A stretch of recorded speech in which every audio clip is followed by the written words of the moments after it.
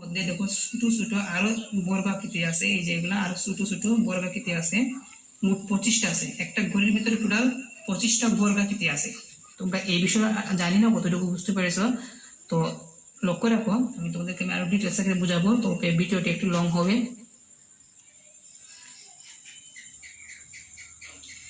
এখন আমি শুরুটা কিভাবে করতে পারি, এখন আমাদের মেইন যে গ্রাস পয়েন্ট আছে ওইটার দিকে একটু ফোকাস দিই।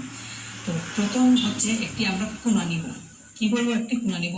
প্রথম যে কোণা আছে এই কোণাটা কিন্তু নিলে হবে না, কারণ কি তুমি যে এই জায়গা থেকে যদি তুমি শুরু করো তাহলে কিন্তু এই জায়গার মধ্যে যে অবিচ্ছিন্ন শ্রেণীসীমা ওই মানগুলা যে লিখবা এগুলো কিন্তু জায়গা নিবে না।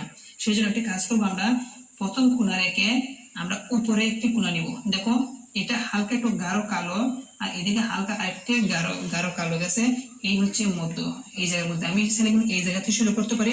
তোমরা যদি বলো না এই জায়গাতে না আমি ওই লাল বিন্দুর কোণা থেকে শুরু করবো, তাহলে কিন্তু হবে। ঠিক আছে, মনে করো আমি এই লাল বিন্দুর এই কোণা থেকে আমি শুরু করবো, আমি একটা বিন্দু দিয়ে দিলাম। কি দিলাম? বিন্দু। আমি যে বিন্দুটা দিয়েছি আমি যেটা বুঝি অন্য কেউ না বুঝে এইভাবে তুমি বিন্দুটা দিবা। আমি একটু জুম করে তোমাদেরকে আমি দেখিয়ে দিই।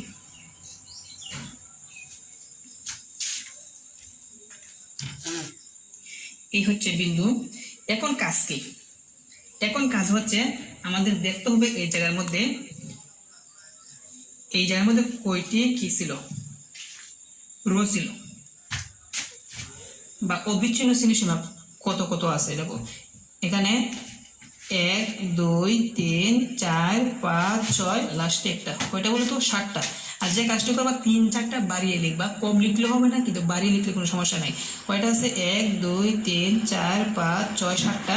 আমি যে কাজটা করবো আরো 7টা, এখানে 8টা, আরো কি করবো আর 3টা বাড়িয়ে লিখবো, তাহলে কি হবে? 11টা। তো আমি 11টা ঘর আগে আমি নির্বাচন করে নিব।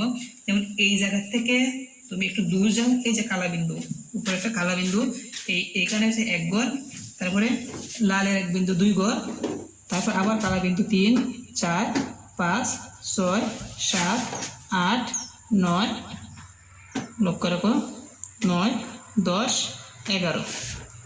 আমি কি করেছি? 2 3টা বাড়িয়ে লিখেছি। কি করেছি? 2 3টা বাড়িয়ে লিখেছি। এখন কি করব? এখন যে কাজটি সেটি হচ্ছে এখানে এই বিন্দু আর ওই যে বিন্দুটা আছে না, ওই বিন্দুটা কি করব? মিলিয়ে দিব। এখন আমি জুম আউট করে নিই বোঝার সুবিধার জন্য। এখন যে কাজটা করবো এই বিন্দু আর এই বিন্দু আমি স্কেল দিয়ে মিলিয়ে দিব। আর এগুলো কিন্তু তোমাদের পেন্সিল দিয়ে করতে হয়, আমি কিন্তু কি দিয়ে করতেছি আর কলম দিয়ে, যেন লেখাগুলো ভালোভাবে বোঝা যায়। তো দেখো আমি স্কেল দিয়ে মিলিয়ে দিই।